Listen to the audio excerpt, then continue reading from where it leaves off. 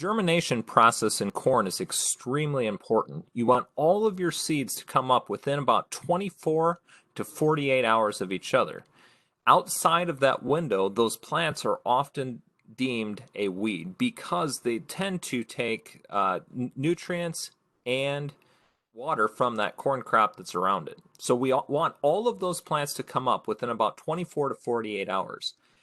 My name's Tyler Steinkamp. I'm the regional agronomist for Eastern Iowa for Winfield United. And today, guys, I want to focus in on the germination process of corn. So when we look at the germination process, it's quite complex. But the first thing that happens when you put that seed in the soil is it takes in water. Makes sense, right? We got to get to about 35% water content. And then what's going to happen is that seed's going to start to produce gibberellic acid. Now, gibberellic acid is what starts the conversion of starches to sugars. Okay? With that, it starts that whole germination process. So one of the ways we can get more consistent germination is by including gibberellic acid directly on the seed. Okay, now, gibberellic acid is a growth hormone which starts that whole process. So if we produce it right on the seed and we put it on the seed itself, what'll happen is we'll often get a lot better, more even germination. Okay, on the right here, we have a product called Ascend Pro, has gibberellic acid in the product. Then on the left here, we have our untreated check, which was just treated with water.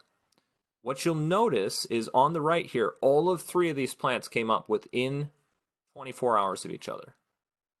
Whereas on the left, that untreated check, you'll see that that last seed that just came through the ground there is at least 24 hours, and actually in this case it was about 3 days behind. That plant right there is no longer going to be very effective at getting you decent yields, and in fact it's going to suck from these other two plants. Okay? Now the next process in germination, we have to have enough phosphorus for that plant to actually start to utilize the sugars that are being converted.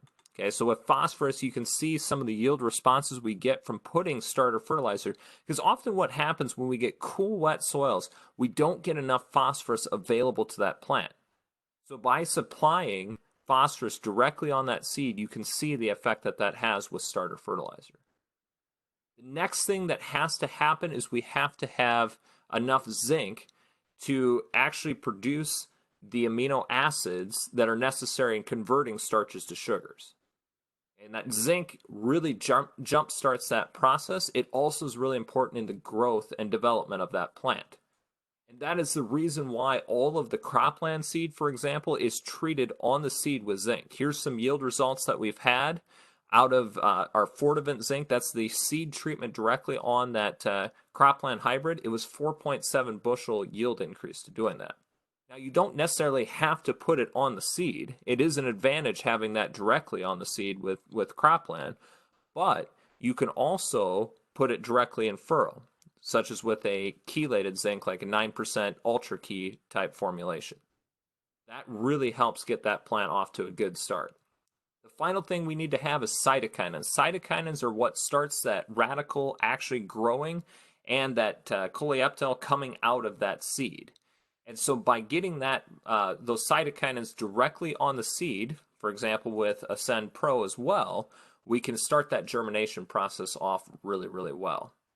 Okay. Auxins are also really important. That's why we included them in the Ascend Pro formulation.